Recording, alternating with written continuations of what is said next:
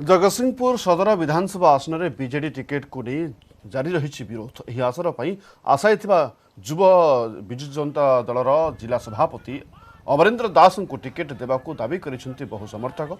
BJD ticket पाई बालिकुदा एरसमार विधायक प्रशांत मुदली को विरोध जारी रही बेले हजार हजार समर्थक बाइक शोभायात्रा बाहरी थे। टिकेट न बदलिले विभिन्न पंचायत जनप्रतिनिधि परामर्श अनुसार परवर्ती पदक्षेप नियाजिबो बोली अमरेन्द्र कहिसंती। ए आसनरू कांग्रेस चिरंजीव विश्वाल प्रार्थी होइसंती। जो माने कि बालिकुदा एरसमारे प्रत्याख्यात होइसंती तांकु लोक माने ग्रहण करिनांती तांकु आनी कि एठी थापी दबा आमर जगतसिंहपुर निर्वाचन लोक माने सहजरे ग्रहण करि पारनांती। नाउगां जगतसिंहपुर म्युनिसिपालिटी जगतसिंहपुर ब्लॉक रो समस्त सरपंच सभ्य जिला परिषद गतकाली लिखित भाव देइथिले।